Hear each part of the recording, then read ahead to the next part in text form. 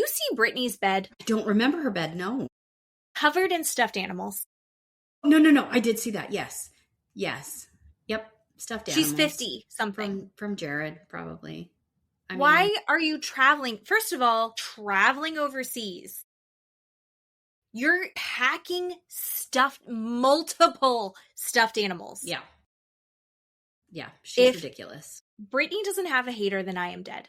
Mm-hmm. I just hate her. Mm-hmm. There was a while that she was a dingbat and it was funny. And at this point, I just hate everything about her as a person to the point that I can't even find her interesting. Yep, I agree. And her dress was ugly. Listener discretion advised. Adult language and mature content.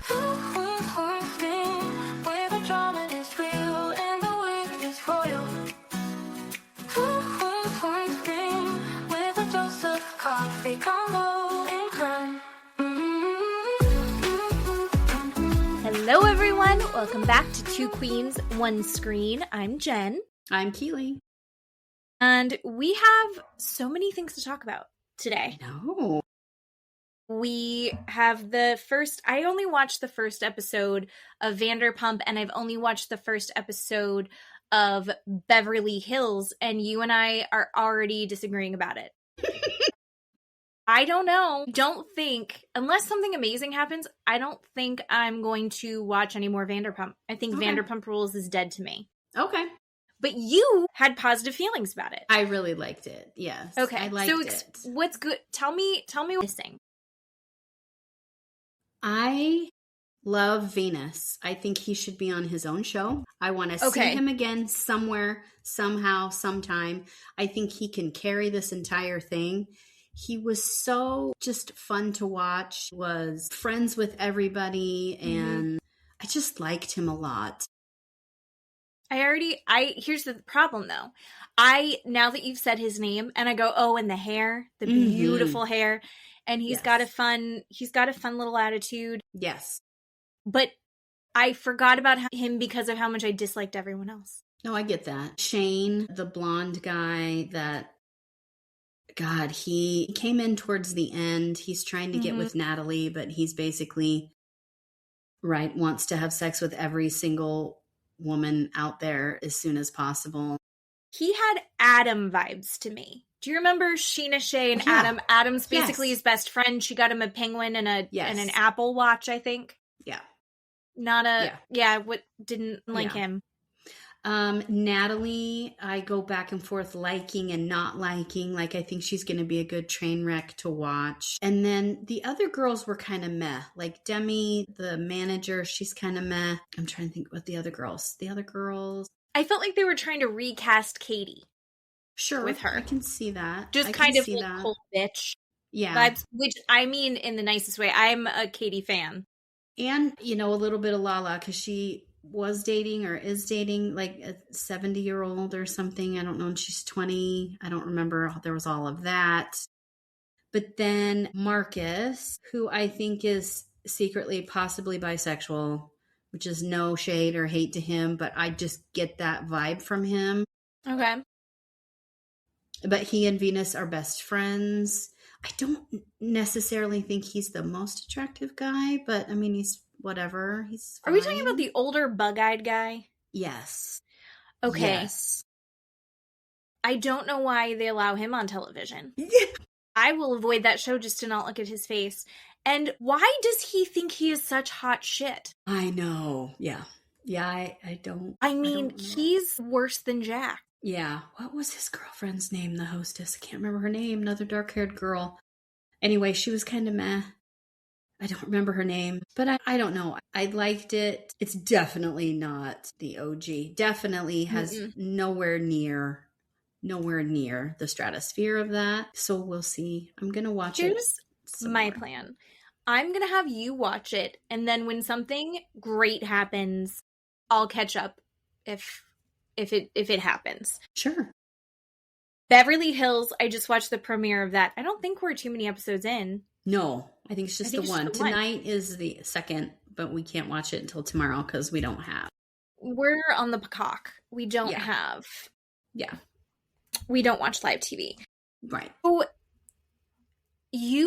I am thrilled that Rachel Zoe is on. I'm also thrilled that she is in the middle of a divorce from Roger because I never liked Roger. She's a very specific type of woman, and he is not meeting her there and not supportive of her incredible career in fashion. And I've always loved her vibe. I think that she's really great. And you didn't watch her show that she had before. That's correct. I did not. So this is your first introduction to Rachel Zoe. Yes. And you're not a fan. No, not at all. It's very jarring to look at her person. She's extraordinarily thin, and it's unsettling for me. I'm not trying to body shame or talk about people's bodies, but it's unsettling for me with her. I don't understand that. I'm a direct person. She's a direct person. I don't like her. I don't like her. I don't even know how to say it. I think Erica was very, what's the right word, by Rachel, in awe of her somehow, or... Well, I mean, she was the kind of the first like celebrity stylist that became like her own name for celebrity styling. Yeah. And she kind of created that world. Because you look at old red carpets, sure, people would be dressed up, but they were dressing themselves. She's like pulling looks and archive pieces and kind of started that whole thing in the early 2000s. So I'm wondering if you're going to warm up to her because she is super witty. Like, she's funny.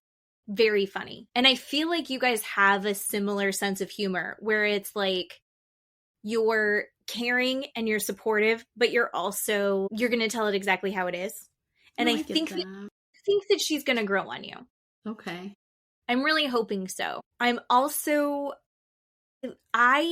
think Dorit is such a polarizing person, and she's one of those people like Baby Gorgeous who I'm like, what the fuck are you doing? Right. But I also can't stay mad at her. Yeah.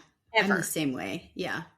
I want to be mad at Dorit, and I understand why other people are mad at Dorit, but I'm also like, but I love her. Like, she's just too funny. And I think everything that she's going through with PK is fascinating to me. And I think if you haven't watched her from the day one that she's been on the show, because she isn't like this. She's not normally the last couple of seasons how she's been. That is not her. And people are unnerved by her newfound confidence and ability to stand up for herself and speak her mind where she didn't do that before. And so I think that's why a lot of people just are flat out, they don't like her. But I like that about her, and I'm glad that that's helping her. Obviously, it's, not great for certain friendships, which is fine. But I can't stay mad at her either. We haven't met Amanda, the other new castmate yet, the other blonde. I think they're going to eat her alive. God, yeah, tonight or next week. But we haven't seen her yet. Didn't see Jennifer Tilly. Is Jennifer Tilly a full-blown housewife now? No, I think she's still a friend of. Yeah. Okay. We, Sutton just threw, the grenade, took out the pin, threw the grenade in about Avi, right, not being there and didn't explain anything. So she alluded to something about people talking or something, comments or statements or something like that. She alluded to, I didn't understand that, but she didn't really tell us why Avi isn't there. It's such a weird thing when because they were enmeshed, right? Like, where that line between employer and employee and friendship get really blurry. Yeah. I have been very close with bosses before. I worked at a really incredible bakery that was literally run out of this woman's home.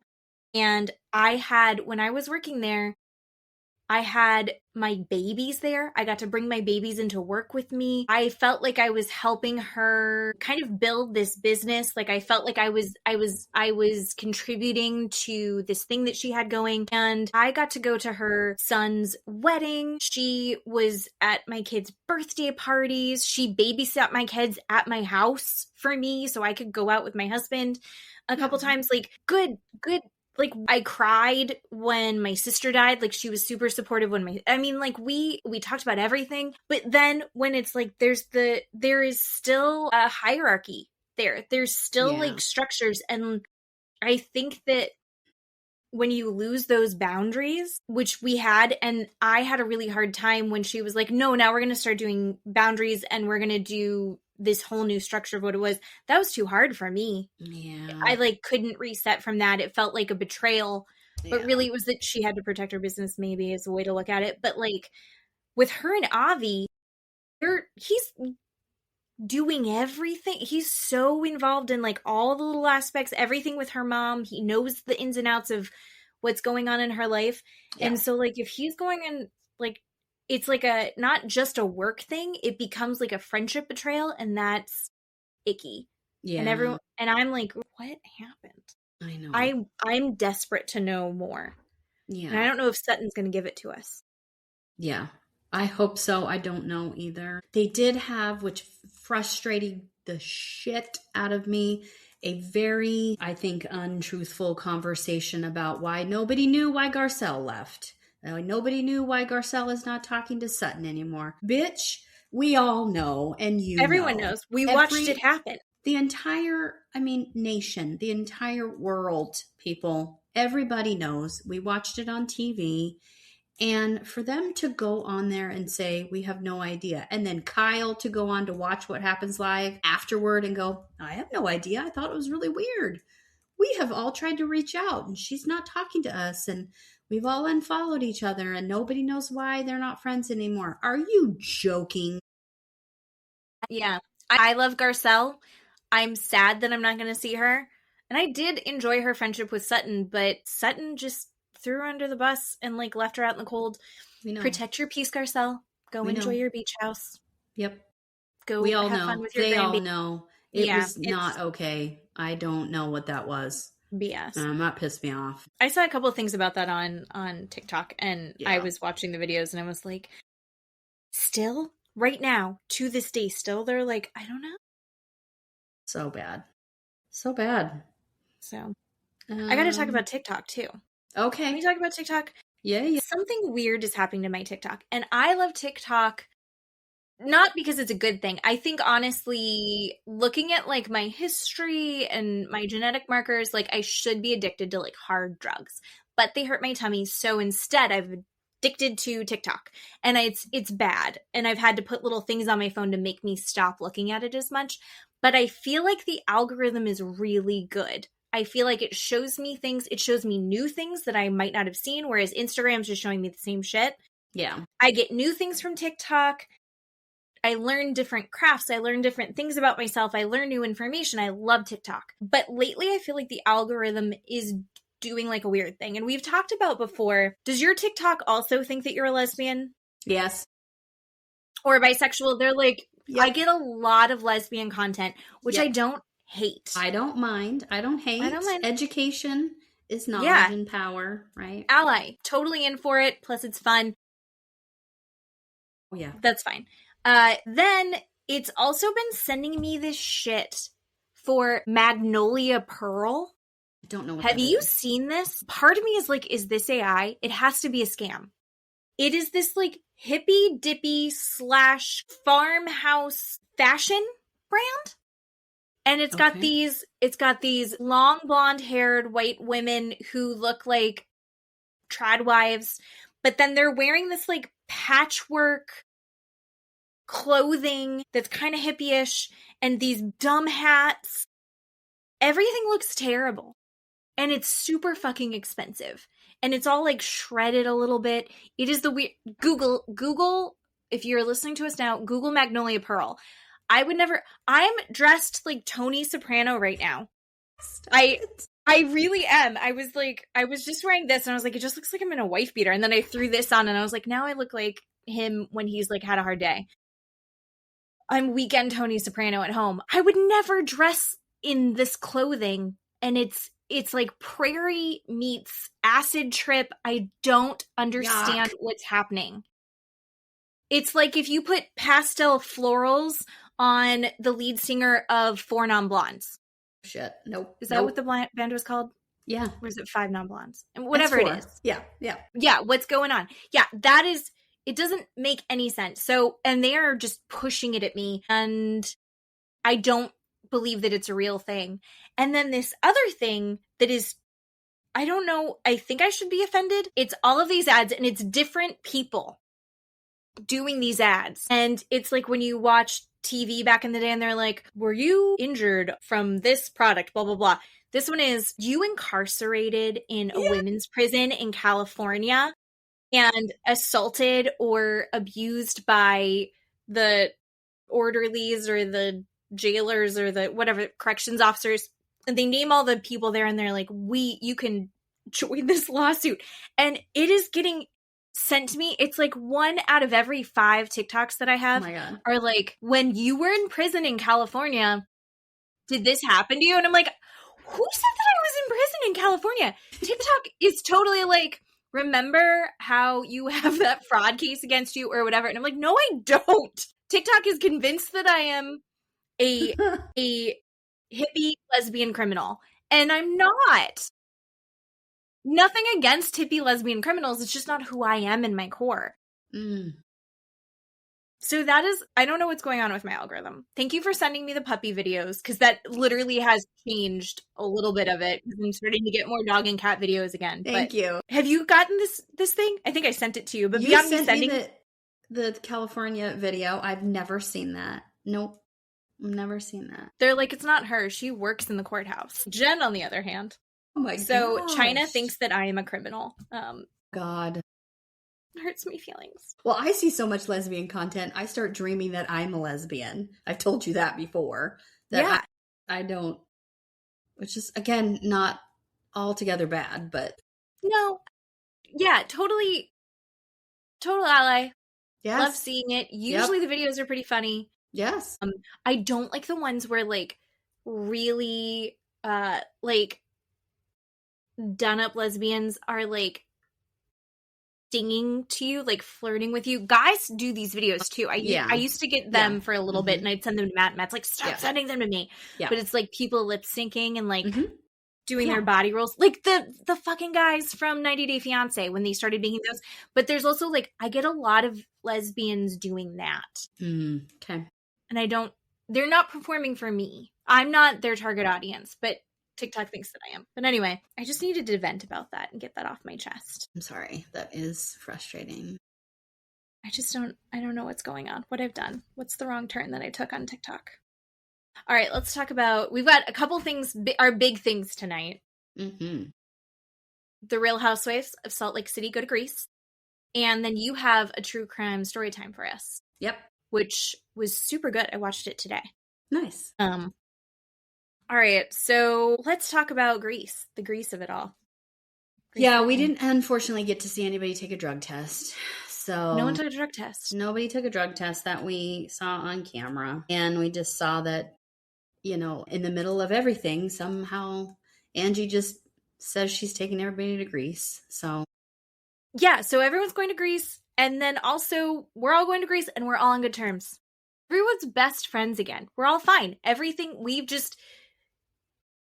Apparently, Bronwyn's party clean slated it, and we're all good.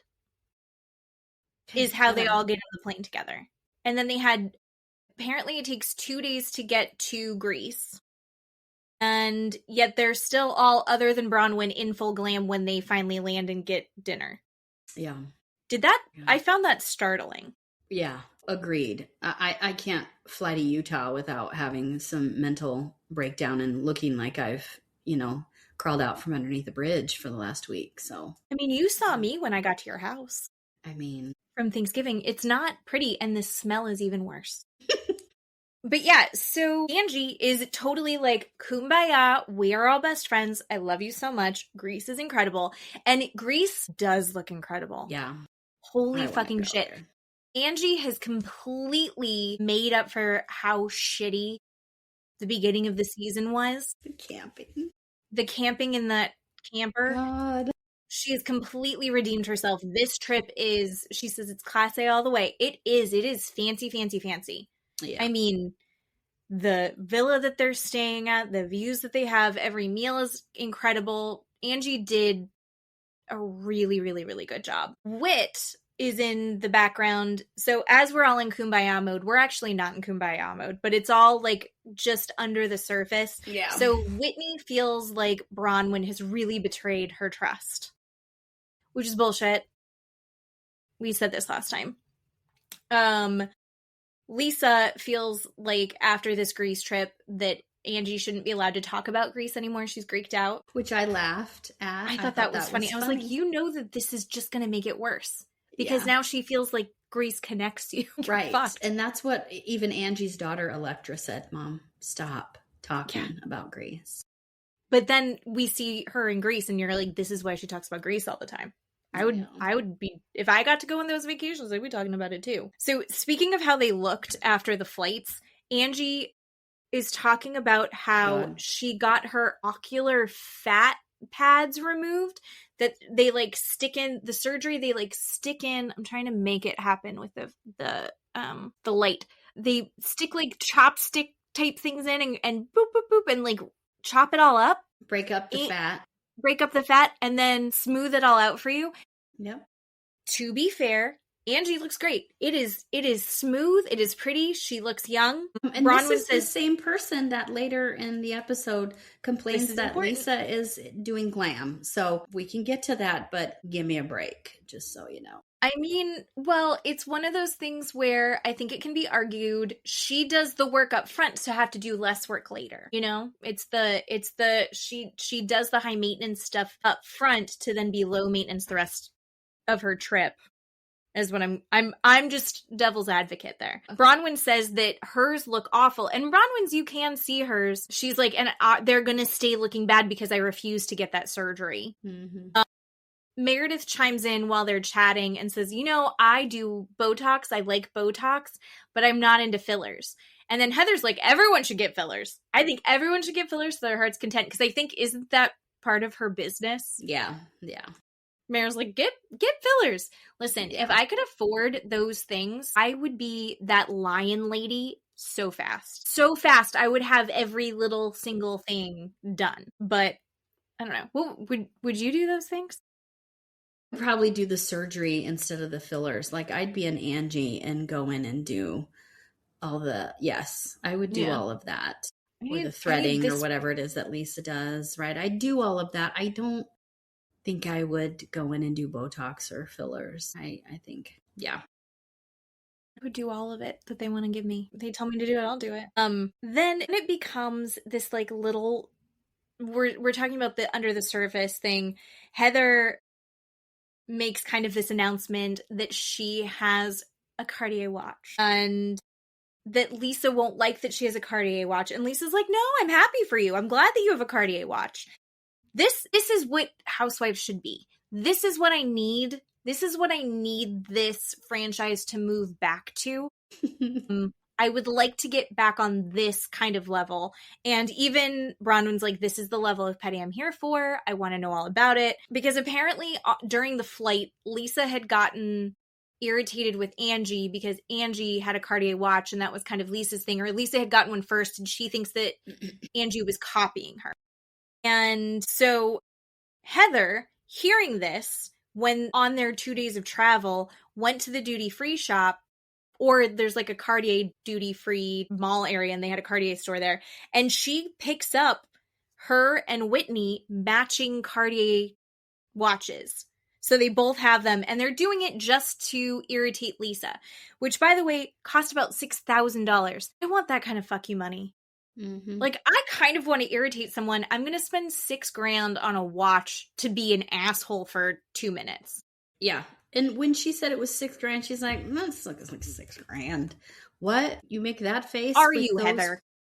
numbers? I don't understand. I mean, that's mean. I mean, I know it's a level of petty, but to do that on purpose, I just think Heather is just being mean. She's moving into being a mean girl. No, I mean, she's already judge, jury, and executioner. I mean, yeah.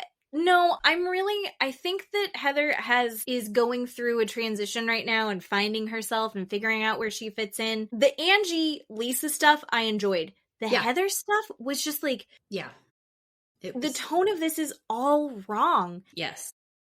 Because Heather used to be us, right? And now she's like really bought in on, I think, the fame that she's getting. And I mean, she's got her TV special on Mormonism and she's put out the books, and it's like, well, you're also doing the thing that you say that you hate about Lisa, where it's like, I do big things, and now like you have fuck you money, and I'm just disappointed because I liked when she was more relatable, and she's just actively becoming less and less relatable while also deciding that she's Queen Bee. And you're like, what are you?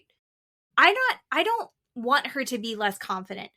I'm so glad that she's confident. She said on Watch What Happens Live, Andy had asked her, you know, what is the most surprising thing to you over the last 6 years? And she says, you know, that people like me. She's like, it sounds silly, but it's that people are interested in my story and that it resonated with them. I was really surprised that people wanted to hear about that. And we do. I genuinely do. But there's this hubris and this meanness and this superiority thing that's happening. There's a difference between feeling confident in yourself and feeling superior. And I feel like she's decided she's superior, and I don't like that. Yeah. Yeah. So, well, she's 100% worried about her position in this friend group. And that's all she cares about. She admitted it on Watch What Happens Live. She admitted it at the table where she was like, now I know where I stand, and boo-hoo and poor me. That's all you care about? Really? That's all you care about? When before she would be the one after a fight being petty, and she would say, we all love each other, right? We all have faults.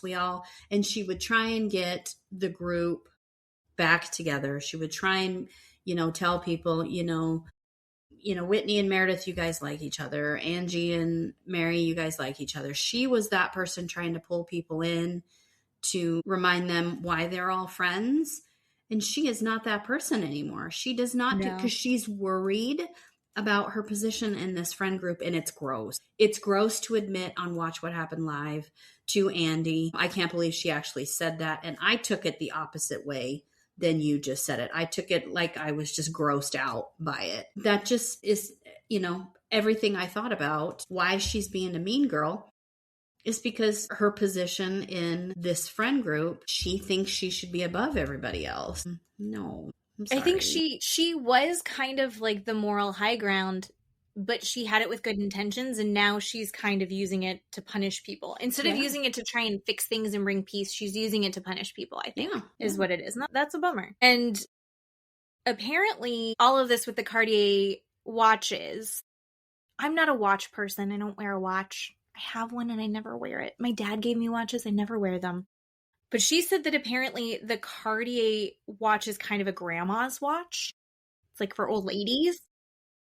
Didn't know that. And then she's like, but I guess none of us are spring chickens. So she had a sense of humor about the whole thing. But she's like, why are we talking about a Cartier watch like it's something you want? Oh, gosh.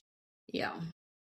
But Lisa did see that Angie was copying her, and she's like, first it started with the watches, and then I was wearing Schiaparelli, and then you were wearing Schiaparelli, and I got a Rolex and the Porsches, and it's like become this competition. They're both saying that it's not a competition, and Angie is setting up this argument that Lisa is all about things. Lisa's like, I don't care about things, you care about things, and they both don't hear themselves. I guess it's like you both started this over who's copying who and who had what first and who's had more Porsches, and it was just ridiculous. And I actually enjoyed how it turned into humor at the end, because Lisa was like, one of my favorite things to do, my hobby is to get in the bathtub and scroll on my phone and find these unique pieces. And they're like, but bathtubs are Meredith's thing. Yeah. And it was like, and it was funny. And it was just this cute little, and then it like smoothed over. And I was like, oh, wait, I like that. Then they're kind of showing everyone finally get to go to sleep and restart for the next day. In the like quick montage of everyone going to bed and then waking up, did you see Brittany's bed? I don't remember her bed, no. Covered in stuffed animals. No. I did see that. Yes. Yep.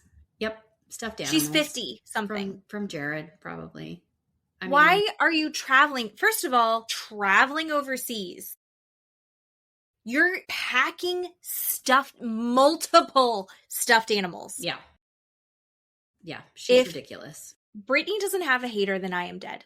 Mm-hmm. I just hate her. Mm-hmm. There was a while that she was a dingbat and it was funny. And at this point, I just hate everything about her as a person to the point that I can't even find her interesting. Yep. I agree. And her dress was ugly. So the other thing is that Lisa has hired daily glam, and apparently at home, she has a makeup artist come every morning and do her makeup every morning. I want that. If you could afford it, 100%. 100% I'd do that. 100% I'd do it. And I would just swirl in the hate when you're like, why do you have that? You don't need that. I'd be like, yes, keep going. Keep talking, lady, because she's going to come tomorrow. It, but I have it. She's going to come tomorrow and the day after that. And so you can suck it, 100%. Yeah. Again, with what's going on under the surface, Heather still isn't forgiving Meredith. And apparently Meredith has tried to reach out to Heather, but Meredith's like, I want to have this conversation one-on-one. Heather's like, not feeling it, not responding to calls, not responding to text messages. So Meredith goes, all right, then we're fine. We're just moving forward. I'm not going to fight with this. Yeah. Okay. You're not willing to put anything in. I want to move forward. You're not ready to move forward. Then, call me when you're ready. But otherwise I don't really care. Heather says it's because she feels like she's mad at Meredith because Meredith said it's her, it's me. And Meredith's saying, no, I never said that. Yeah. So now you've called Heather a liar. And Heather does not want to be called a liar. She feels like her character's been assassinated, so she's done. And I don't know. I can see both sides of this where it's like, no, we're friends. I was your ride or die, except for that she wasn't her ride or die. But she was on Meredith's side until the Brittany thing happened. So I can see why Heather feels frustrated that Meredith's calling her a liar in front of everyone. But I also can see where Meredith's like, if you say you're ride or die with me, but then you're taking this bitch's side after she's pulling out this TikTok to hurt me. She's openly said she was doing it to hurt me. And at this point, I've squashed the beef with her. I took her aside. We had a conversation. We're moving forward. So why are you still pissed? Yeah. You weren't there. But Heather's like, but you called me a liar in front of everyone. So now we're in a weird place. They go to a Greek beach club that looked so beautiful. Everyone looks really, really, really good. But Mary's my best dressed. I thought Mary looked so fucking cute in her long floral dress. Angie puts on a really dumb bucket hat that has the Greek flag all over it. And Angie looked really good and then puts on the dumb hat. And Mary's like, take your dumb hat off. You look great. And now you've put it, and Angie's like, I know, I was just trying to have a moment, but it's gone. She doesn't take it personally, which I appreciate about Angie. But then Mary's like, wait, let me see your face, Bronwyn. And Bronwyn's like, okay. And she's like, take your hat off. And she's like, you have a bucket-shaped face. She's like, let me see you, Heather. You have a bucket-shaped face. But then they are both like, what the fuck? I'm just sitting here. Why are you saying that I have a bucket head? She's like, yeah, you've got a bucket-shaped head. And then she goes on to say that means that they're smart and they're clever and that they can take, it's like a bucket of, it just holds all the information. And then she goes on to say that there's all different shapes of faces. And if you have a square-shaped head, that's the worst one because then you're a dingbat. Which hurts me personally. I feel personally attacked by this because as I'm getting older, I am looking more and more like my father. And there is no one who is built more like a series of squares than my dad. My dad has a square head. He has a square body.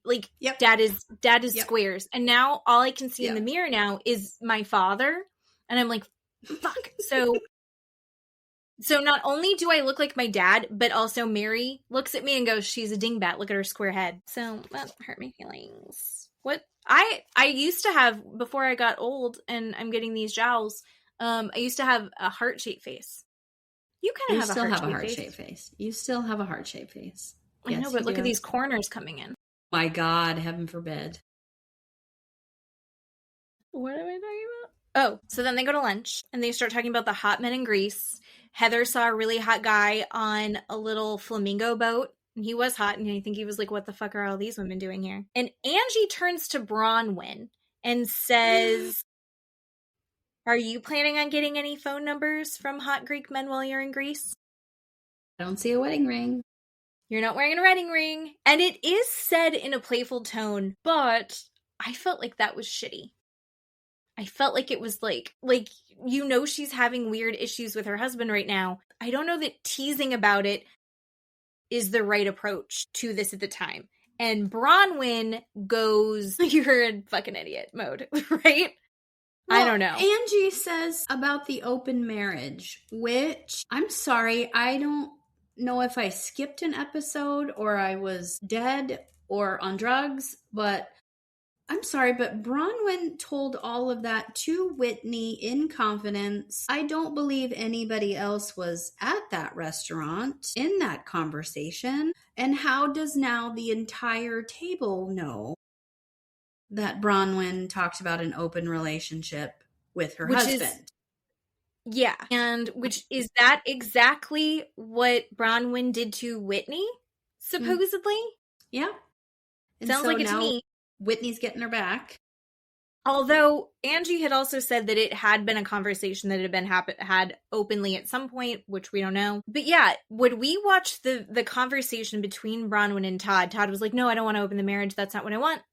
I made a mistake and I don't want to open up the marriage and everything is fine going forward. We're just going to be married and not open at the end. But yeah, it's pointed out that she's not wearing her wedding ring. I wear my wedding band all the time, just like the band.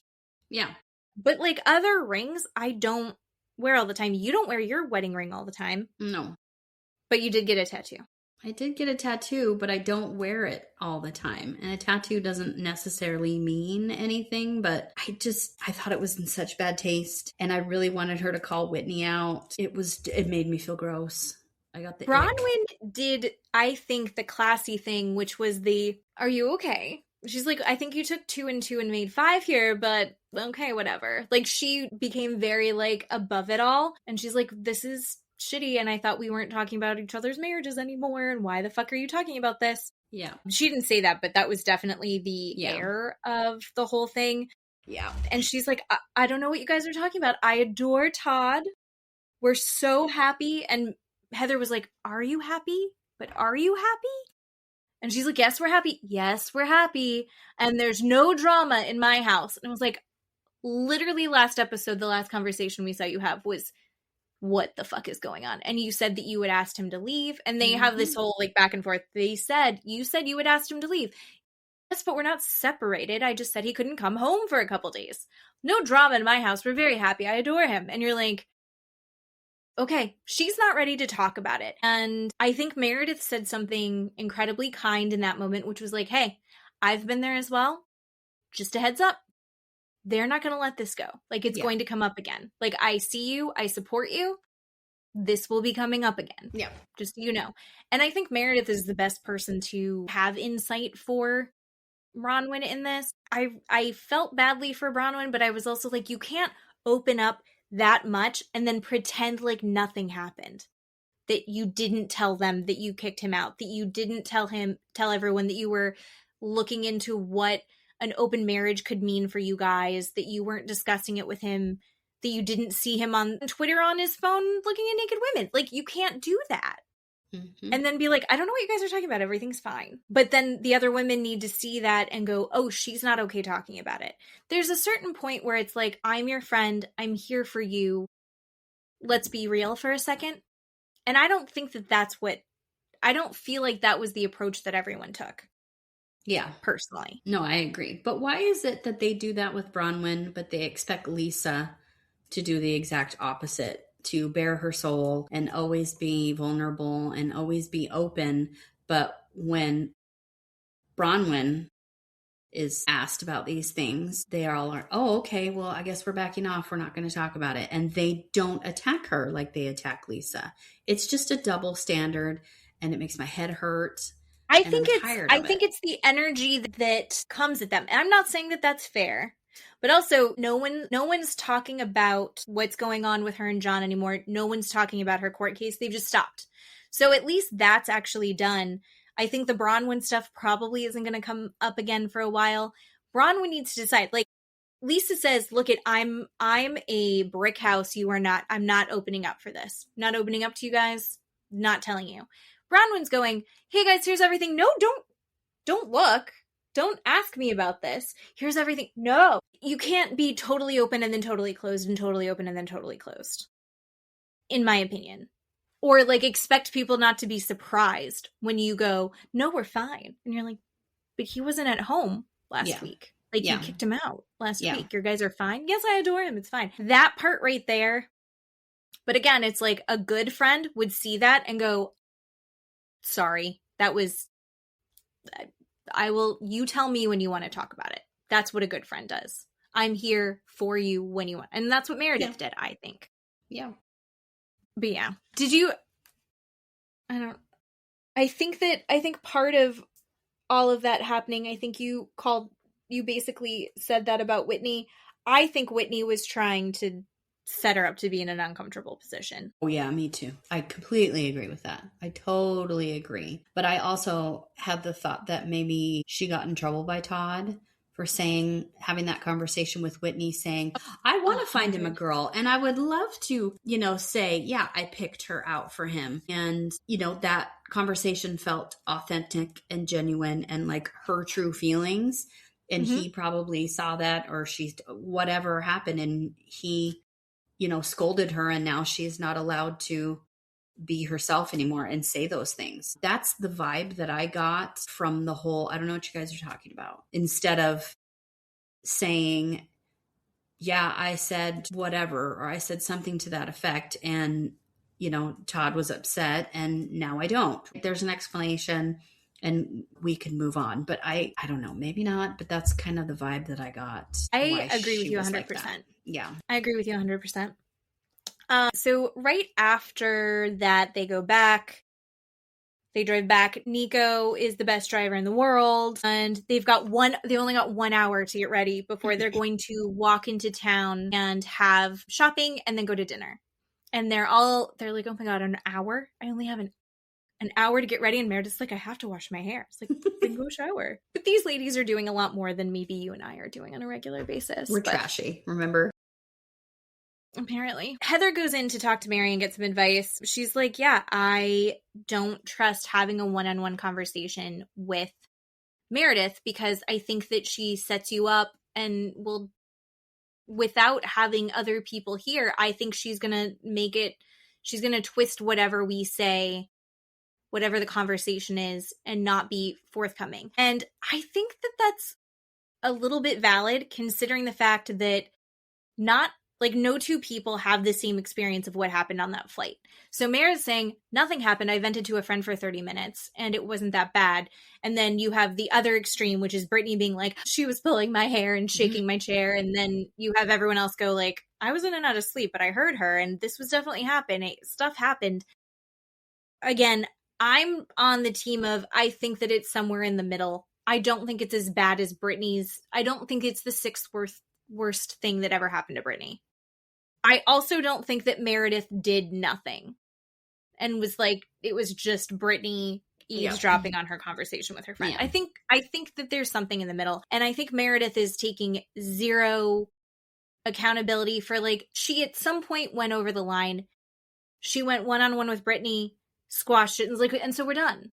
But I don't think she really was she's like, I'm sorry for hurting your feelings. I don't think that she really, really apologized, but she did enough to smooth it over, and that's her prerogative. Mary tells Heather, hey, you need to be more direct with her. And Heather's like, I was very direct with her at the Boston Tea Party, and she just called me a liar. So what's the point? Mm-hmm. And Mary's like, I don't understand what's wrong with these women, and I really want to know your perspective on this. She's like, I was raised to be direct and honest, and why can't the other women? It's like they care about other people's feelings. And she's like, oh my God, I can't believe I said that. I'm joking. But I think, I want to know what you think about that. Like, why is it so much harder for the other women than it is for someone like Mary? Like, why can't they be more direct? Because, like she said, they're worried about the other person's feelings. And you have to, in my mind, weigh what's more important. Is the other person and their feelings, how they're going to take it, their reaction, whatever else, more important than you saying whatever it is you need to say? And obviously it bases on context and subject and all of those things. But, there are times where you're like, well, this is not the right time or the day to say X. I'm going to say X next time. And this time I'm going to say Y. Most of the time I say X, regardless of what's going on, because in my mind, your reaction is your problem. Your reaction has to do with you and not me. That's just how it goes. If you have a problem with what I just said, your problem. It's not my problem. I didn't give you the problem. You now have the problem. Just like we talked about with triggers. My triggers are my problem, not yours to dance around and make sure I'm okay and blah, blah, blah, blah, blah, blah, blah. I don't have time for that. I don't have time for that. If I have a problem, I'm going to keep myself and take care of me. If I'm telling you something and being direct with you, there's a reason for that. And I'm putting myself over you, telling you whatever this thing is that I need to tell you. I learned all of that from when like I said before, when my ex-husband divorced me. I was not this person before he divorced me. I was very submissive. I didn't talk out of line. My feelings were his feelings. My thoughts were his thoughts. That was it. And I thought he loved me because I loved him. Did you hear what I said? I thought he loved me because I loved him. It doesn't work like that. He didn't love me. And he didn't love me definitely because I loved him. It just made me a different person and made me think about me. I'm sorry, and not you. Again, context and subject matter. Sure, of course. But it's just about me. I'm sorry. Well, I think that's like a super valid and honestly emotionally healthy thing. I think you can care about people, but also say, listen, I'm going to express myself in an honest and direct way. And that's probably the healthiest way to have those conversations, right?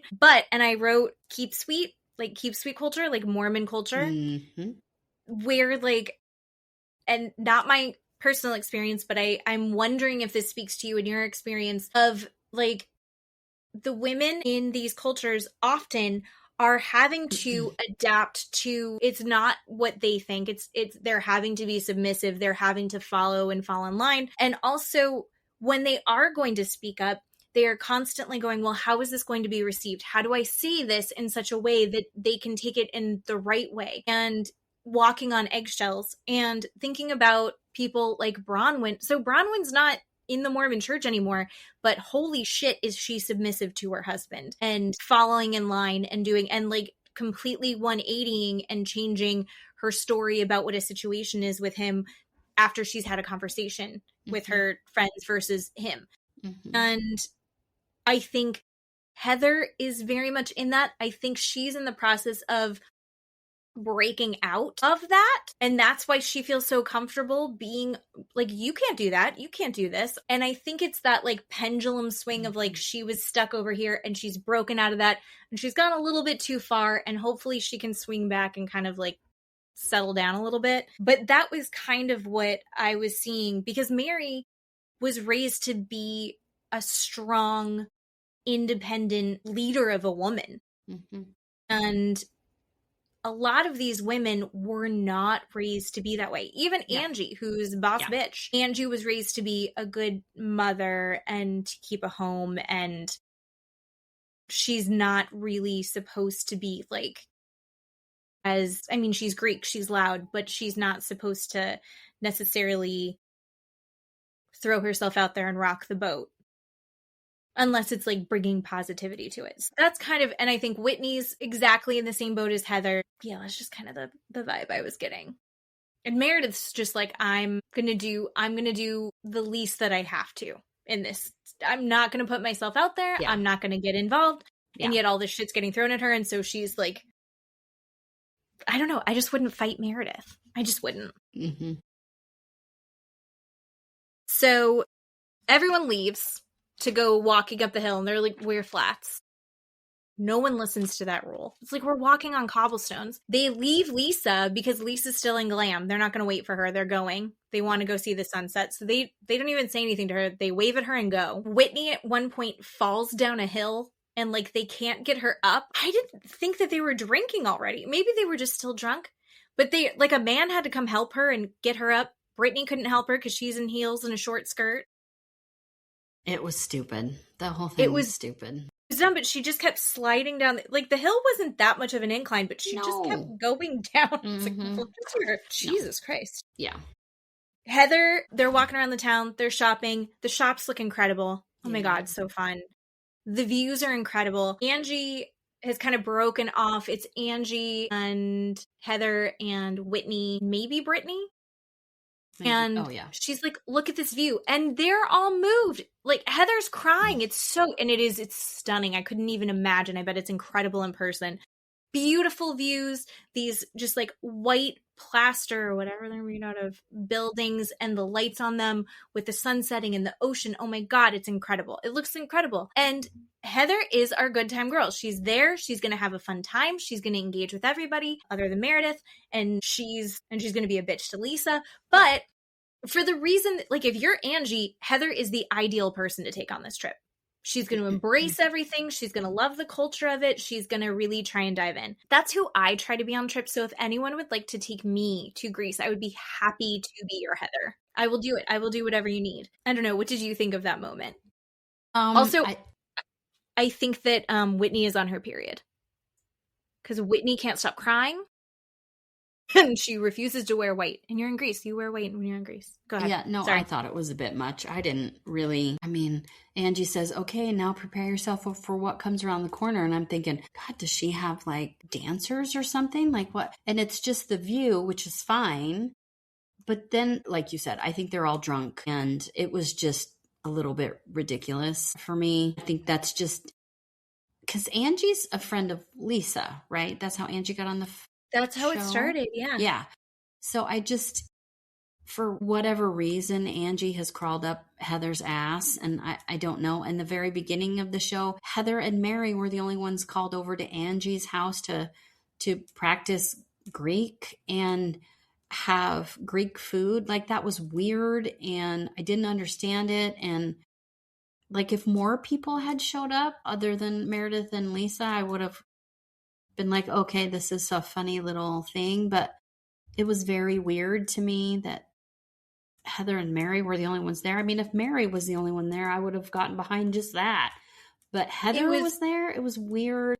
I think Heather's just all about immersing herself in a vacation, which is, I guess. No, it's very phony. It seems very phony to me. And I think Whitney was just plastered. So, yeah. I don't know. That's the vibe I got. Yeah.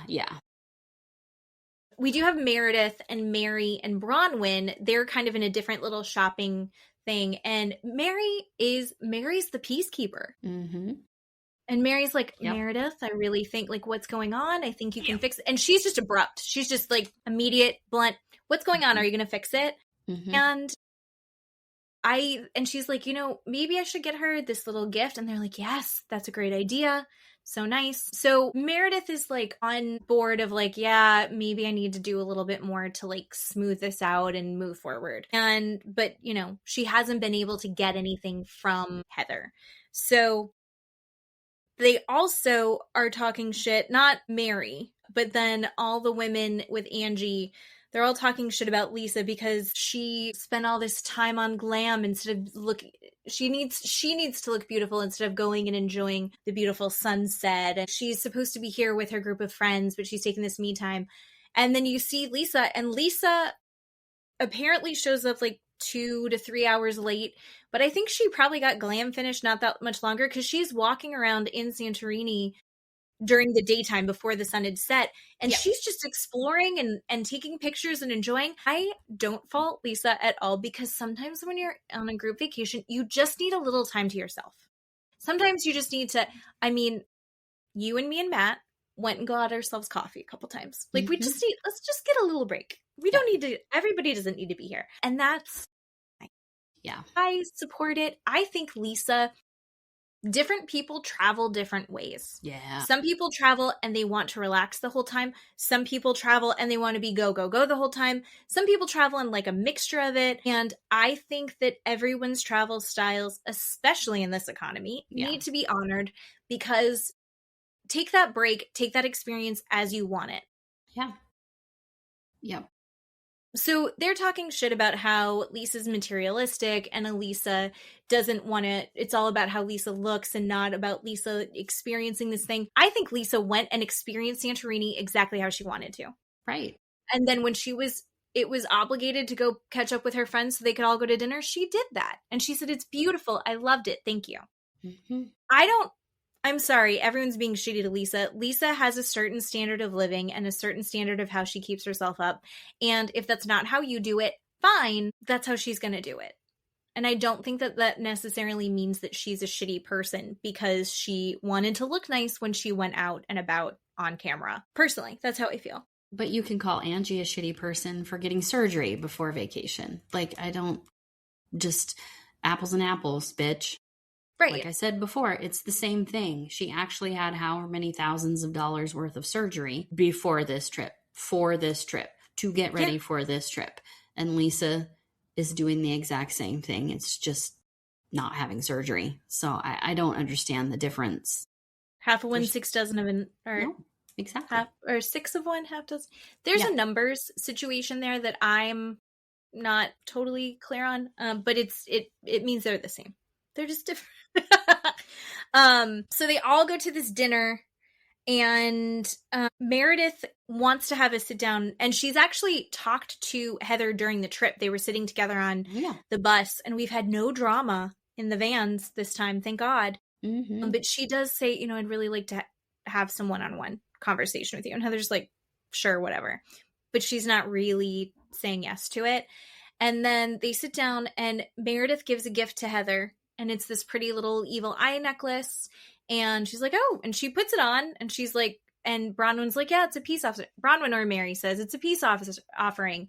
And she's like, well, it's not going to work, but I'll take it. It's so pretty. Thank you. Why? And so they just start to hash it out. And Meredith's like, I don't want to hash it out in a group setting. I want to have a conversation with you one-on-one. I understand why she doesn't want to do that, because she doesn't want everyone else to be able to chime in and start attacking her and screaming over her like Whitney starts doing. Yep. Heather doesn't want to do it one-on-one because she feels like she will be misrepresented after. That also has kind of happened, especially with the Meredith Brittany thing. I'm not on Brittany's side. I just don't think that Meredith really gave like a genuine apology and took accountability for whatever happened on the plane. Again, we still don't know whatever happened on the plane. But Brittany doesn't say anything, which I think is the correct thing. Keep your mouth shut. But in the confessional, she was like, yeah, I think that Meredith owes an apology to Whitney and Heather because she called them liars and said that they didn't know what they were talking about, and that sucks. Heather said that it's about Meredith's selective outrage. There's worse things that have been dropped into her lap that she's handled fine, but she didn't handle this fine. And she just wants her to be like, I'm sorry I did that. Whitney's chiming in and being like, look what you've done to all of us. This is all about what you did. And you're like, shut the fuck up, Whitney. Why? We're all fighting because of your actions. And you're like, and Lisa keeps stepping in for Meredith. Like, Meredith, I hope, is taking notes on this, because Lisa has jumped in for Meredith left and right. Mm-hmm. And she's like, yeah, but you're being mean for no reason, and it's as a show.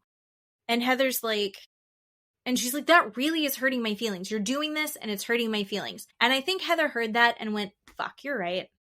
I think she was on her high horse. I think she had put herself up on a pedestal and was, yeah, you're right. And she does, I think she started to apologize. I think that her apology, Heather's apology to Lisa, was sincere, because Lisa was 100% right. She's like, I'm not doing shit to you, and you're coming after me for no reason. Heather's been a total fucking bitch to Lisa. Yeah. And at this point, why? Why are you being, Exactly. it's for no reason. You're sitting there and you're poking at her. Yeah. Which is what she's complaining about Meredith doing. Mm-hmm. Meredith's making little cutting remarks. All Heather's doing is doing these like slaps in the face. Look at, we got Cartier bracelets. Guess you're not so special. Fuck off. Why? Yeah. So Meredith is like, no, Brittany, didn't I already work this out with you? Brittany doesn't really say anything. And she's like, it should be over because the Brittany and I part is over. Yeah. And then Whitney's like, I don't think that you have a problem. I think that you are the problem right now. And that's a shitty, annoying thing to say. Mm-hmm. Whitney needs to shut the fuck up. But then Meredith, like, she refuses to acknowledge that anyone might have a little bit of a point. Like, she's so defensive that she's like, no. And she's totally shut down. And then she starts getting, like, deflecting. And she's like, everyone at this table has done things that are much worse. And it's like, that might be true. But we're not talking, we can talk about all of that. But what we're talking about right now is this one thing. And if she was just like, I shouldn't have behaved like that, and say it, be willing to say it in front of the group, I think that it would finally be over. She doesn't even have to say, like, I attacked Brittany physically. All she say is, like, I made choices that I wish I hadn't have made. It wasn't the right behavior. I have sorted out with Brittany, and I have apologized. We're looking to move forward. Go forward. But she can't, because now she's in her defensiveness and deflection and refusal to take any notice of, like, maybe she did fuck up a little bit to the group. Now she's hurt Heather, called Heather a liar. Whitney's getting in on it for some reason as well. I don't totally understand. And so she's, like, stuck. She's cornered herself into this, which, like, I'm sorry, if that many people were telling me, you really fucked up, you were out of control, I would take 2 seconds and go, did I? Was I? And Meredith doesn't question herself at all. At least not in front of these women. Yeah. And maybe you have to be like that to stay strong, but Meredith isn't staying strong because we saw her unravel on the boat. So this whole thing sucks. So Meredith gets up and she walks away. Lisa chases after her. Lisa, being a really good friend. Yeah. Lisa keeps saying, hey, let's all just be the friend that we want from each other. Like, show each other how we want that friendship to go. Lisa's walking the walk more than anybody else right now.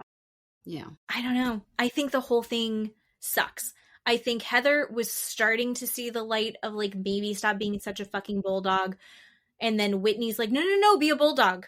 We've got to stand on principle on this, Whitney, drunk asshole. And then Meredith refusing to take accountability is what I saw. That's how I took that dinner. How are you feeling? I agree with what you said, but I also saw a little bit, like you said, Meredith was so far down a hole that it's hard to climb out of once you're so deep somewhere in whatever it is that you're in.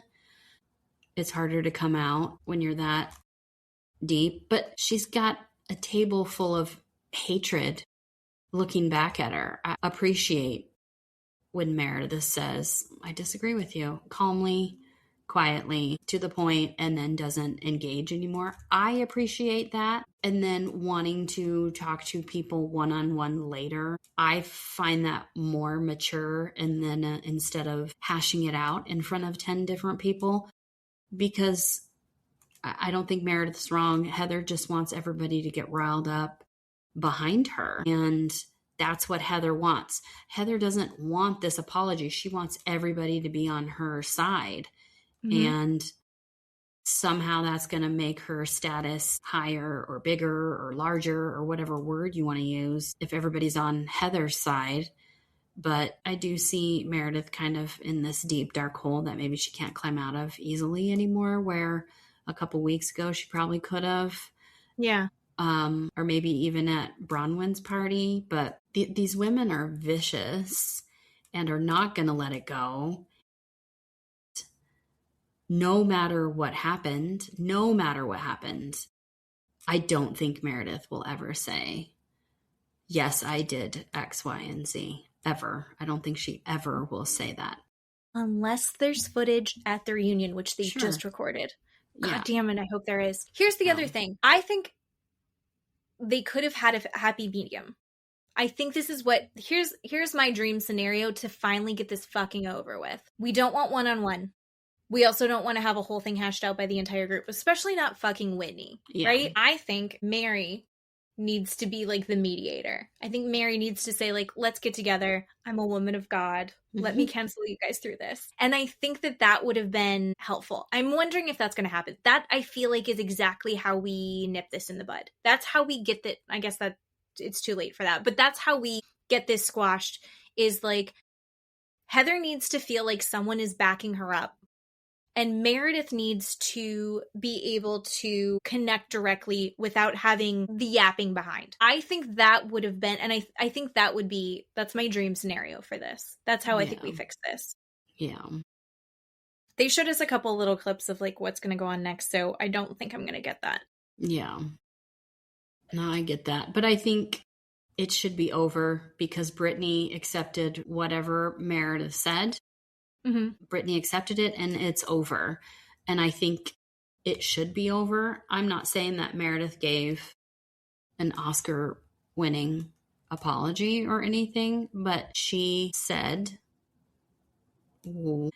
I guess, felt she needed to say to get it to be done, and without admitting to anything. And Brittany has accepted it. And I think they just need to, it has nothing to do with them. It's not anything about them. This whole thing is not about Heather. It's not about Whitney. It's not about Angie.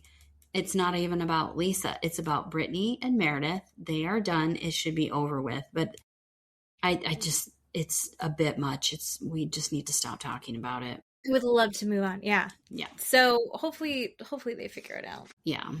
Yeah. But we'll see what happens next week. Will we see what happens next week? I think there's one or two more. I don't remember how many more. I'm just wondering if they're going to give it to us over Christmas break. I don't know. Right. I forgot about that. But they gave it to us over Thanksgiving. They did. So who knows? Maybe. And here we are. All back together. All back together. And we can move on to True Crime Story Time. True Crime Story Time. Whispers in the dark. Truth leaves a mark. True Crime Story Time. True Crime Story Time. Yes. This was a pretty good one. This was a fast one again. I really like these shorter true crime documentary. I found this one on TikTok. Somebody had posted a clip about it, and I have never heard of this series at all. I didn't even know it existed. I'm a fan already. Like, if you see more of these that you like, I think that we should do it. Yeah. I like the format of this, and I like we've only seen one episode. I've only seen one episode. But I liked the direction that this documentary was more focused on the procedures, more about how they do the investigation, and then also giving you background on the victims. Yeah. And then the dark, dirty part of me was like, what the fuck? With the villain of this story. But I'll let you, because I want more of that, but also I don't. want more of that, but I'll let you dive into it because it's a really good one. It was really good. So this is on Hulu, and the series is called Interrogation Raw. So it's kind of around interrogation interview videos with the police, and it's season 1, episode 1. It's called Lost in the Leaves. Oh boy, remember that, everybody. So this is only 43 minutes long. Like I said, it's super quick, nice and easy. They get right into it, and this takes place in Mount Vernon, Ohio. Never been to Ohio. Don't know anything about Ohio. Or I know Columbus, Ohio. And that's about it. So pretty. Yeah. They kept showing the aerial shots of their town, and it was just like at fall. So it was just trees of every color. Yeah. And like it's really pretty. Yeah. This is Mount Vernon, Ohio. And this took place in 2010, this true crime. So like with every true crime, we start out with 911 dispatch, and it says on November 11th in 2010, we hear a 911 dispatch call from Valerie. She is a manager at the local Dairy Queen, and she says to officers, "Hey, I have an employee that has not shown up for work for the last 2 days, and that is not like her. And I went to her house today to check on her. And I'm at her house, and I went inside her house, and there is blood everywhere." And so dispatch also, they say, don't go back in or leave the house. She says, "Nope, I'm outside. I will stay here." Tell us that this story is going to be about 32 years old, Tina Herman, her 2 kids, Sarah and Cody. Sarah's 13, Cody's 11, and Tina's friend, Stephanie. But Tina and her kids live with Tina's boyfriend. So they all live in a house together. And this is the house that her employer, her boss, went into. And nobody's there, and there's just blood everywhere. So these pictures that they show us awful. Inside the house was incredible. These are not black and white photos. These are in color. And I have only seen a few true crime documentaries where there is so much blood everywhere. And this was one of the top 5 amount of blood in this home. So we learned that Valerie had climbed in through a rear window to get in the house. And I am going to guess that window was left open by the person who did these crimes. But anyway, so Valerie climbs in the window, and that's how she gets into the house. So we see the front doorway, the front entryway of the house has a gigantic blood stain where it looks like, I wrote down before we find anything out, it looks like someone's been hit and then had fallen onto the carpet because it is just a massive, gigantic stain. And then, yes, and then there's drag marks through the hallway into the bedrooms and then back into the bathroom. And the bathroom is the worst area in this house. It is just covered in blood. It looked like a horror movie, it looked like a college film horror movie. It looked like a joke, a caricature of what this scene would look like if you were if you had staged it, right? If you had thrown blood or poured it, you had staged it, for a film or something. There was so much blood all over the floor, up onto the shower curtain, inside the bathtub. There was large blood splatter on the back of the bathtub wall. All over inside. And it looked like smears, blood smears and drag marks around the bathtub, on the floor. It was just incredible, the amount of blood that was in this bathroom. So the police then tell us there's grocery bags in the kitchen that were on the floor. That looks like, Tina had just got home from the grocery store and put the bags down, because inside the bags were, perishable groceries that you would have immediately, once you get in your house, you would put them in the fridge, right? Like hamburger or cheese or something like that. So there's perishables. So they know that she had just got home with these groceries based on, what was in the bags. And so then you get to see a little clip of CNN. So this story of this missing family goes nationwide. CNN reports, right, this whole family has just disappeared and the police are trying to find her and her family. So we find out the police say that Tina's kids, Sarah and Cody, had gone to school on Wednesday and then were not in school on Thursday. And so now the police are very worried. Right now we have 2 missing kids. And the police also tell us that looking at the blood stains and the smears and the drag marks, which you have to definitely have education for this, but there was 3 different patterns of blood stains and patterns of drag marks, meaning 3 different people were probably killed in this house. Then they said that there was motor oil poured on the carpet and poured throughout the rooms like someone was going to set the house on fire. So they saw that. And then throughout, I think it was the oil pattern, maybe even the blood, but there was shoe prints that they identified throughout the house as a 7.5-foot airwalk shoe, which they're thinking is the 13-year-old daughter. So that's about the size of a 13-year-old girl and the shoe that she would wear. And so they're saying, okay, we think the 13-year-old daughter has gotten out of the house based on these footprints in the oil and in the blood inside the house. So they want to, they talk a little bit about, Tina and, she was a really good mom and her kids were involved in sports and she was always there. They went to movies together and they were just a really very loving, very tight family. People had nothing but good things to say about Tina and her kids and how she was a good mom. So they find out randomly that Tina's friend Stephanie has gone missing at the same time. And I think it's through interviews. They don't really tell us specifically how they find out that Stephanie's gone missing.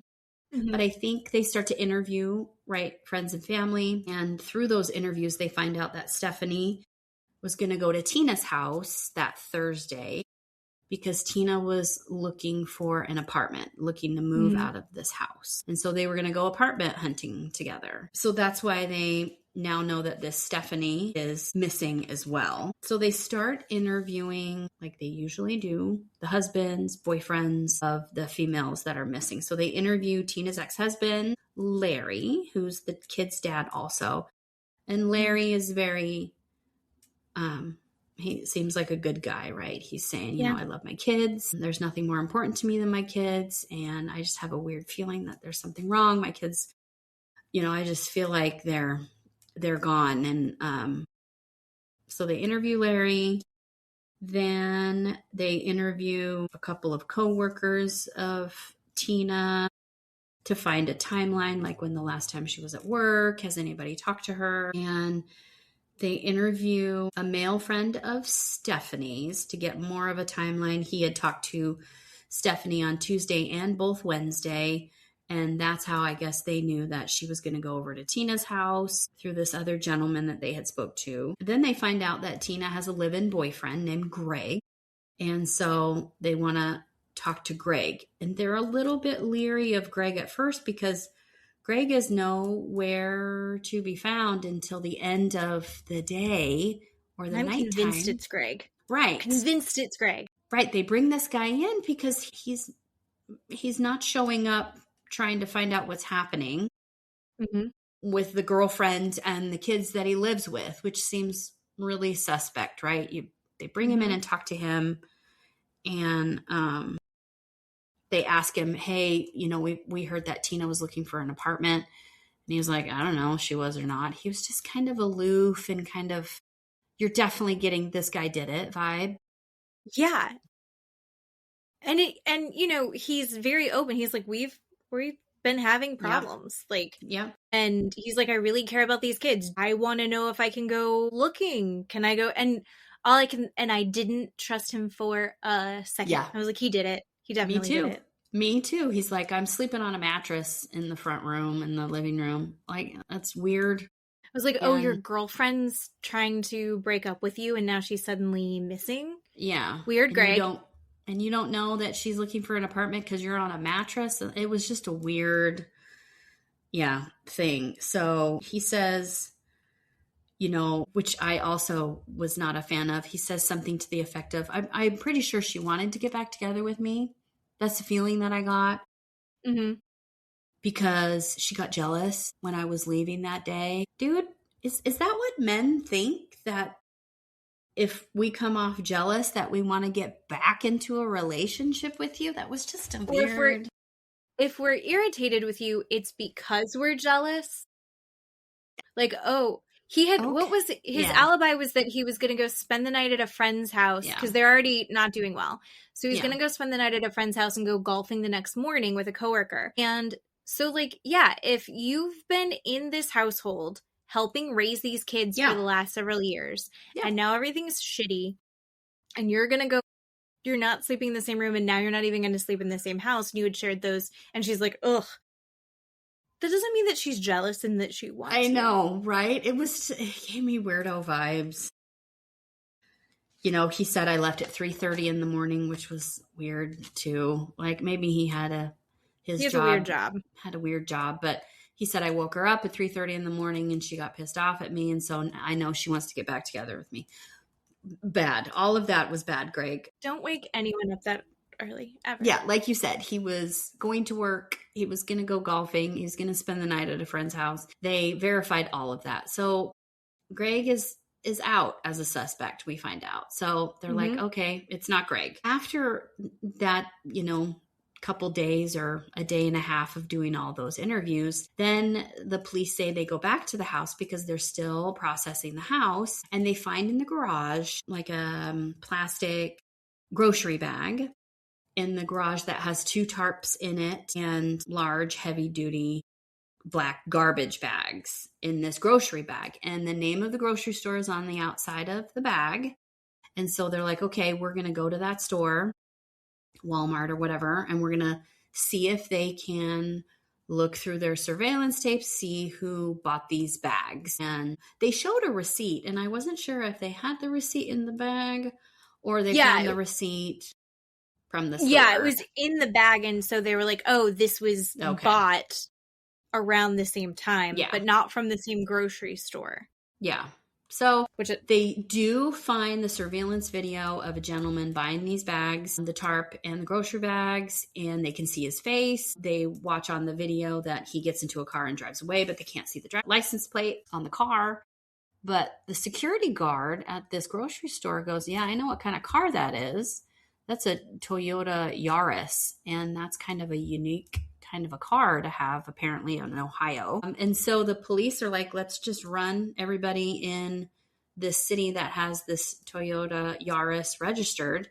And they said that they find a gentleman named Matthew Hoffman, that his driver's license picture looks exactly like the picture of the video of the guy at the store. And the dude's wearing the same shirt in his driver's license photo as wearing at the store on surveillance.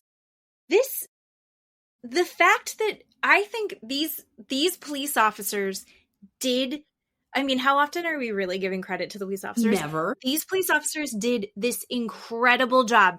In the garage, and the garage was like rickety looking, right? The house was a nice house, but the garage was like, the door was half on there. Yeah. And like, the house was in shambles, probably from the attacks, but also this is a single mom with 2 kids. So, and it's a good sized house. There's probably stuff everywhere. And they find a grocery bag that has these tarps and this receipt in it in the garage away from the other things. And they quickly put 2, like that quick. They're like 2 and 2 together.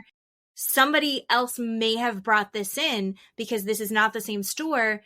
But we can, at the very least, we can get a timeline on this because this, I can see on the receipt, it was bought at this time. I mean, that is exactly the kind of job you want the police officers to do, because that, in my mind, is a needle in a haystack.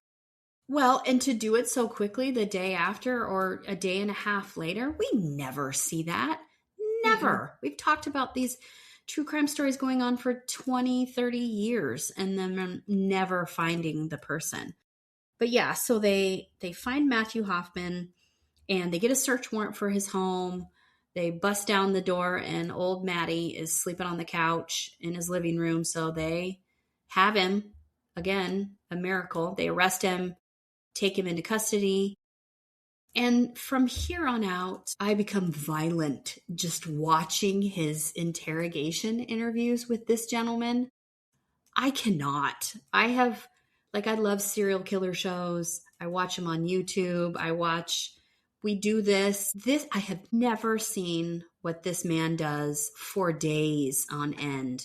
So they bring him in, and they have 2 male officers in the room, and they're doing the whole thing, like, how do you know these people? What's going on, right? He is not talking to them, like literally not even looking at them. He's got his eyes closed, his head down. He's not even acknowledging that he is even awake. Like, they think the man is comatose. So they break away, and while they're in his home, the home is filled with leaves, people. Leaves from trees, like leaves. And I'm The not living talking. room?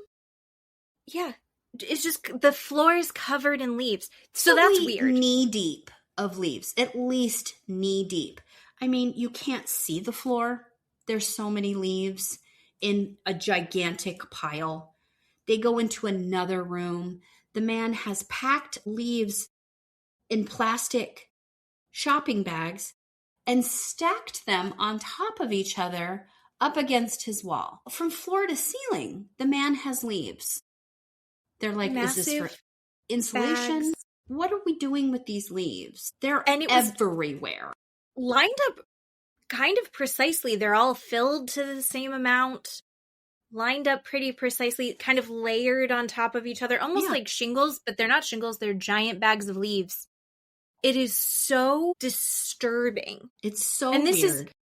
This is what I was saying. The dark part of me, mostly I love that this documentary is focused on the policing process and the interrogation process and how they thought this through and how they approached this. And it's amazing. They did not they go, yeah, he had a tree fetish. What? Right. And we just skip over that.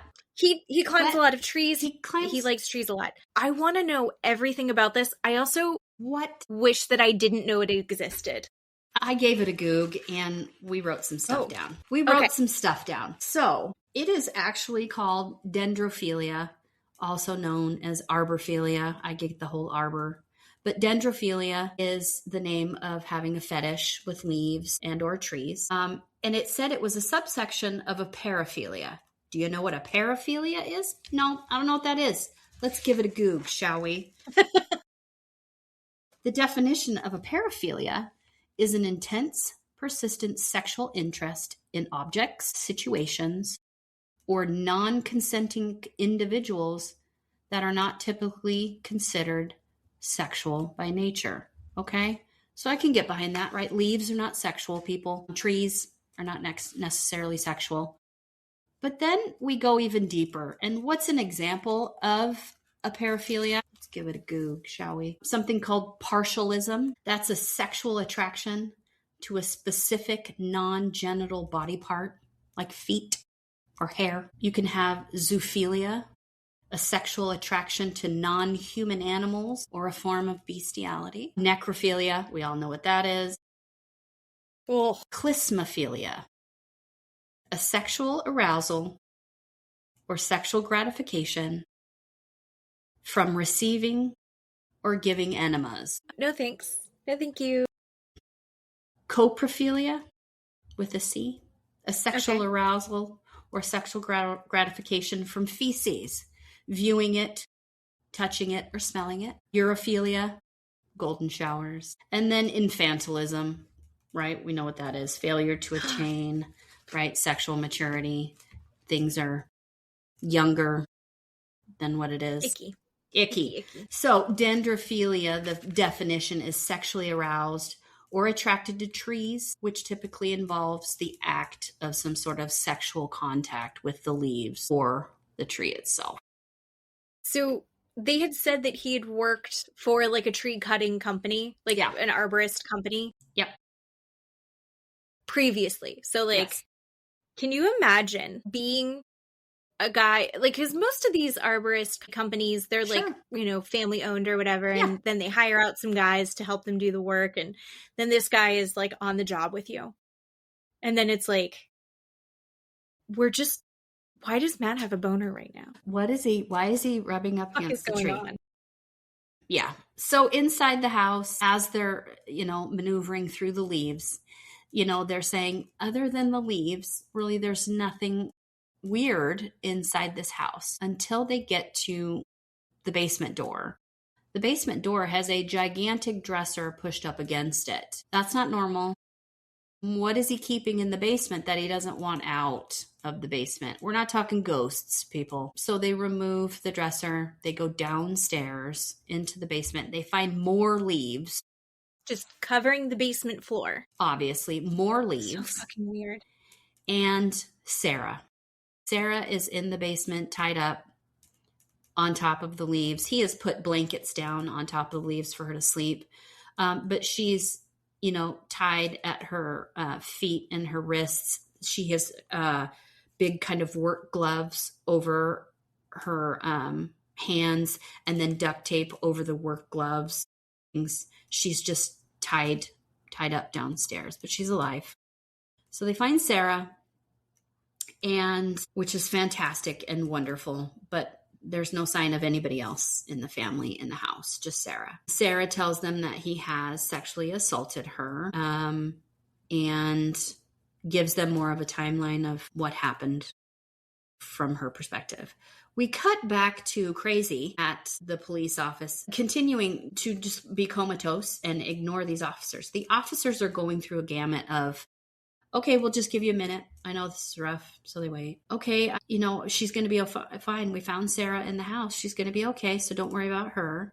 Right? They do all this. And this is where I get violent. They're so nice to him. They're so nice to him to try and get him to talk. And yes, everybody, I get it. I know they need him to confess, him to tell what's going on. But I'm sorry. You just butchered my family and you're being nice to this man. Like, I was so angry watching them interview him. So the two men go back and forth. They switch places. The other officer tries to get a little bit more stern with him. Are you just, this creepy, crazy person? Are you a nice guy? Like, what is it? Because you're looking kind of crazy right now. They interview him for hours like this. Mm-hmm. Just hours, nothing. After 2 or 3 hours, he finally starts to do some sort of weird form of sign language. No, we don't believe that you're deaf and or can't speak. No, we don't. So he opens his eyes, he looks at them, he starts making gestures to his heart, making gestures like a broken sign language with his hands. And so they're trying to repeat these words back to him. Your heart's broken. Why is your heart broken? And then he goes back to being comatose and stops talking, stops using sign language. It's so fucking weird. And you can tell this man is a sociopath. Just Yeah. immediately, you can tell that. So they stop, they take him back. They stopped the interview. They've been doing it for hours and hours. Right. The police start talking, how they have to really try and figure out a way to get him to talk because he's going to be appointed a public defender or get an attorney at some point. And, these attorneys don't want them talking to the police, which is true. And so they're on this, time crunch where they're running out of time and they know that. So the next day, they try something different. Another police officer from their criminal bureau of investigation, which is maybe a state FBI, I'm not quite sure. So this gentleman goes in and talks to him, and they say, I'm going to go in and talk to him because I talked to Sarah. I interviewed her. I know that he sexually assaulted her. I know that he allowed her to take a shower. I know he allowed her to have something to eat. And so he was trying to, quote unquote, take care of her. So I'm going to try and use this little girl idea in interviewing him. So he does. He goes in there and says things like that. I know you care about Sarah. I know you gave her a shower. If you didn't care about her, you wouldn't let her take a shower. You wouldn't let her eat. We know you cared about her. She's going to be fine, but we want to know what happened. You know, she wants to know where her mom and her brother are. Can you tell us to be able to tell her? So they work that angle, trying to talk to him that way. He starts to cry, which I didn't believe, but he cries and he's, you know, wiping his tears with his arm. And he just woke up and this girl was here in his house and he didn't know how she got there. It was so disturbing. What? This is what we're going to do. We're going to go with, I have amnesia and I have no idea how she got there. So now he's playing this victim. Now he's the victim, right? Angled to the police. Yep. And he says, you know, I figured I'd done something wrong because she's in my house and she's not normally living in my house. And you're just watching this go, this is the grossest thing I've ever heard. Like, it was so hard to watch. It was so hard to watch. He wouldn't just say it. And they're like begging for any information they can get from him. I really commend this police department because they're doing everything that they can, but they're following it. Yeah. The letter of the law. Yeah. Like, because you just want to take like a piece of wood and smack him in the side. He might like that actually. Yeah. But you want to just like hurt him. You want to be like, just say everything, like shake him down, like Batman, right? Yeah. Like, where are they? Oh, yeah. And you can't, and they're not, and they are being so careful with their very limited amount of time to do this exactly by the letter, because if they did do something like rough him up or something, then everything could get thrown out, right? Then he could go walk free, and they don't. They want him to, or he could just never say anything. Yeah. So I don't know. I think that they did a really good job of taking all of those things into account. Yeah. So he's interviewing him. The FBI guy, Joe, is interviewing him for 5 hours. And he finally stops, tries to give him his card. And Matthew goes comatose again. He's playing this weird angle again. So then he leaves. And now it's Monday morning. They brought him in, and he is in suicide jail clothes instead of regular jail clothes.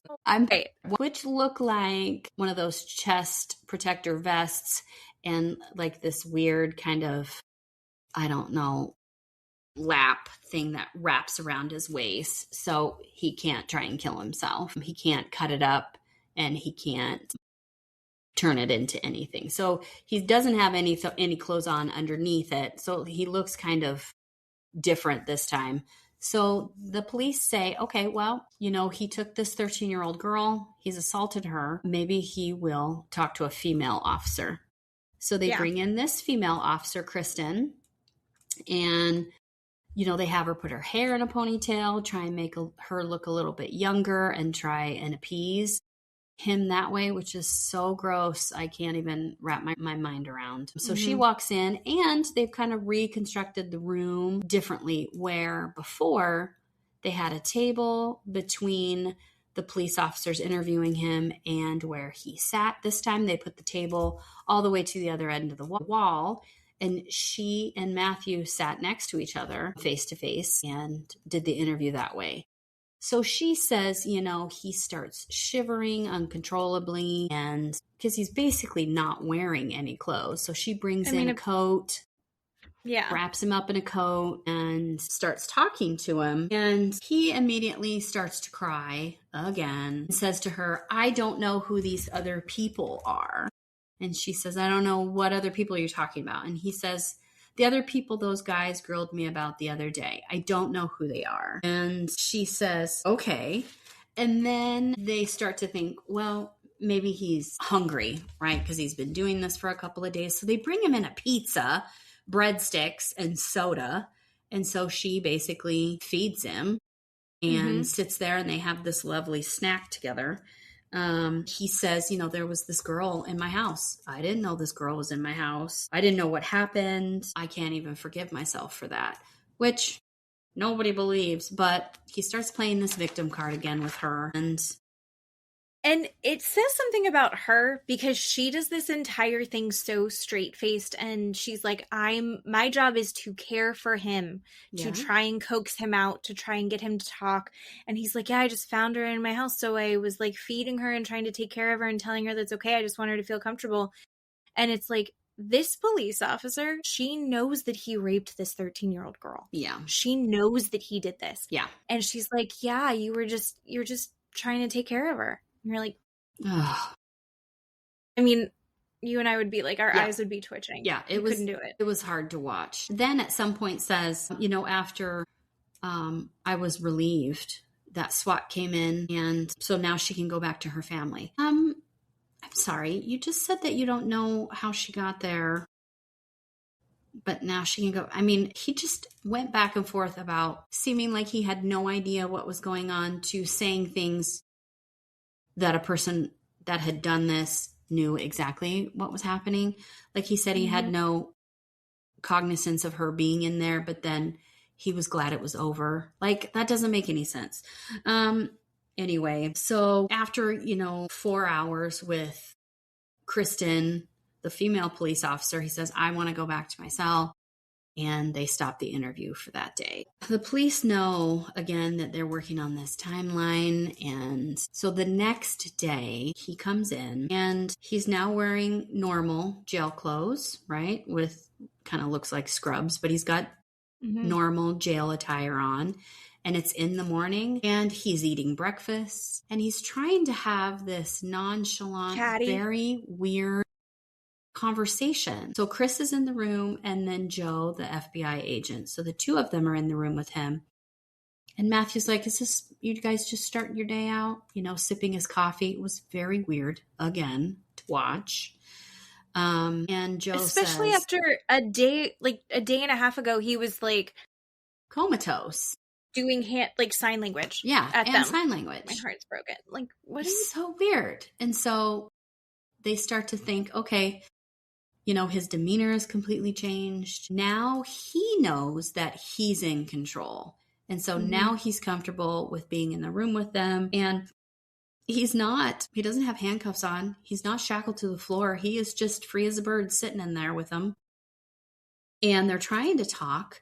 But then Joe, the FBI agent, says, the day before, he told me off camera that he wanted to have a discussion with me by myself. And so he brings that up and he says, do you want to have that talk right now? Just the two of us. So he asks the female police officer to leave. She leaves the room.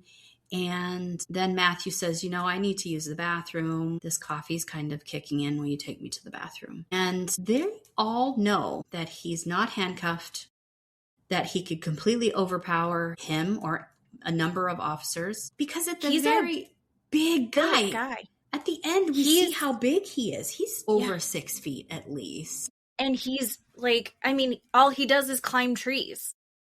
He's climbing trees all the time. A big dude.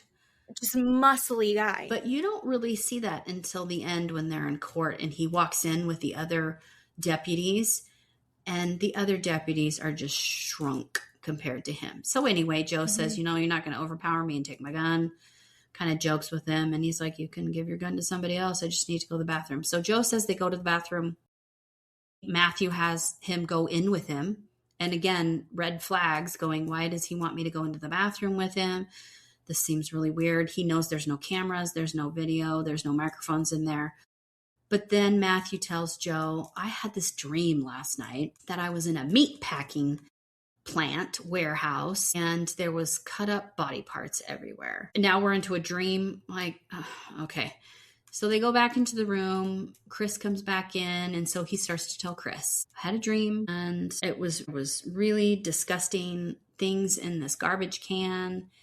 And I don't know what was real. He said that Matthew had told Joe while they were in the bathroom that Matthew would confess and basically tell him what happened under a certain set of circumstances, that they would have to take Matthew out to where he left the bodies, and Matthew would try and escape, and then they had to agree to shoot and kill him. Or he wasn't going to do it. He wasn't going to tell them where the bodies were. He wasn't going to tell them what happened, but they all had to agree that this whole scenario is going to take place. So Matthew gets in the room, and while he's telling Chris and Joe about this dream, he's like, I'm just trying to figure out a way for you guys to kill me. And Chris is like, I people need to know what happened. Just tell us what happened. I know you can, it's just right there on the tip of your tongue. I know you want to tell us. So they get a knock at the door, and the person on the other side says, it's over. You're done.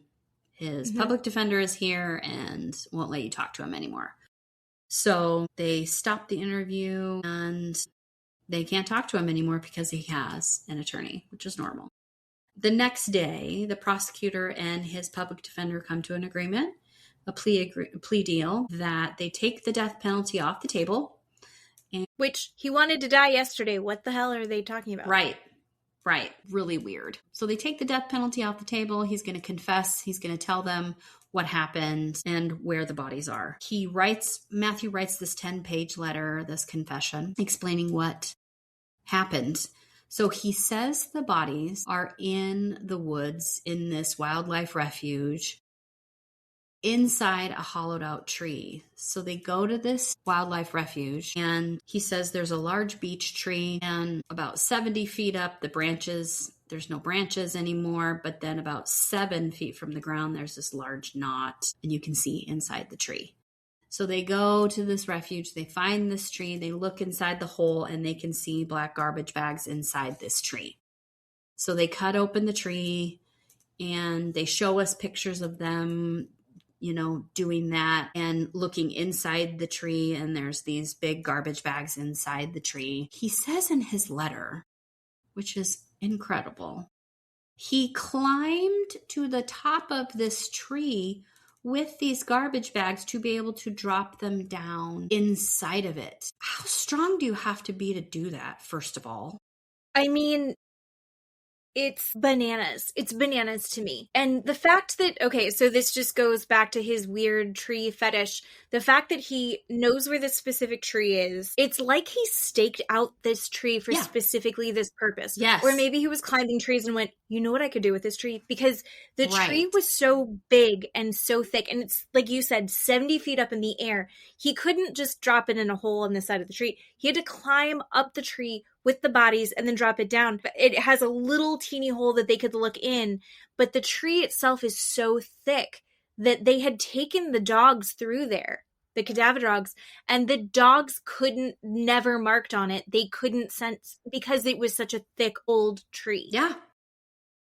He had to have known that. That is just incredible to me. So yeah, they find the bags. They have to open the bags to make sure the bodies are in there. And the police officers are like, it was the worst, most horrific thing. Nobody will ever forget that. So the bodies are in there. They don't show us, thank God, any of that, but they go through the bags. And then Matthew's confession says that he had just found the house the day before. He found the house the day before. He's still claiming that it was a home invasion for theft.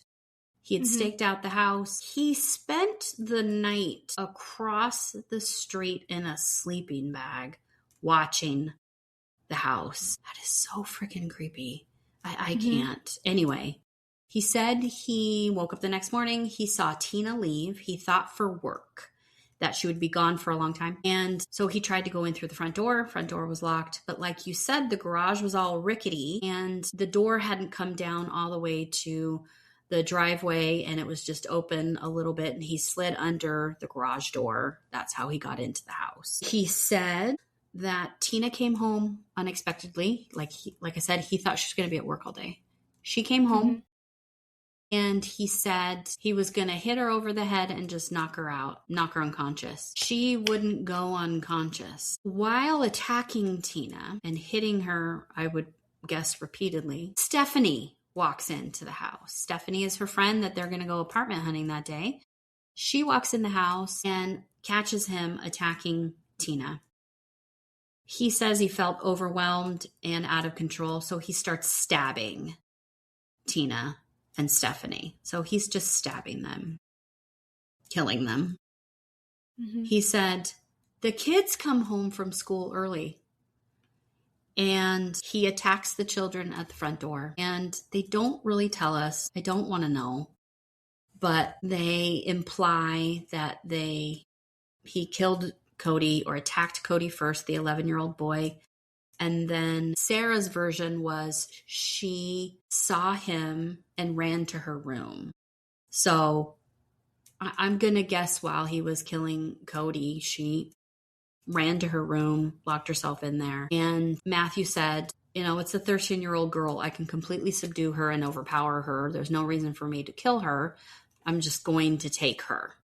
So basically, out of the kindness of his heart is why she's alive.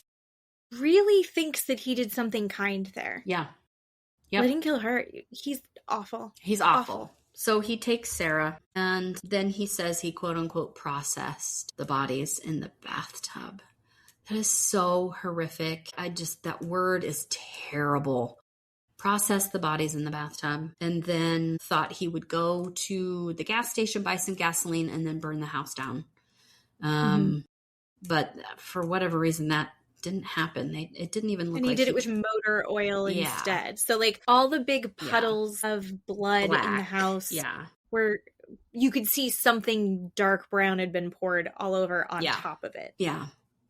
So they say that, finally January in 2011, so he committed the murders in November. They went to sentencing in January. Again, I work in this system. It does not go this fast. Ever. So fast. Ever.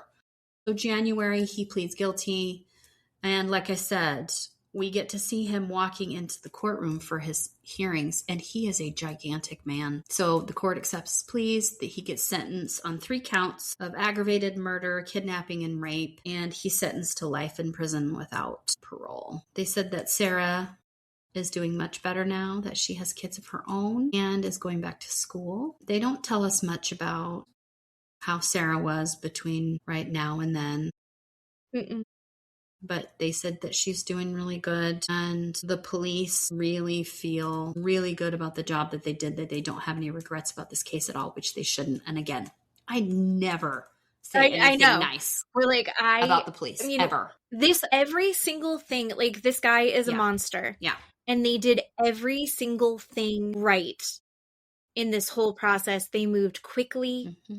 They found that needle in a haystack of that shopping bag in the garage. Yeah. I mean, just excellent police work that like, maybe that's why that case went through so fast, just because the Mount Vernon, Ohio police department justice system is a well-oiled machine. Good for them. Yeah, it was really great. So they, had the funeral, and, 500 plus people showed up, and it was really lovely.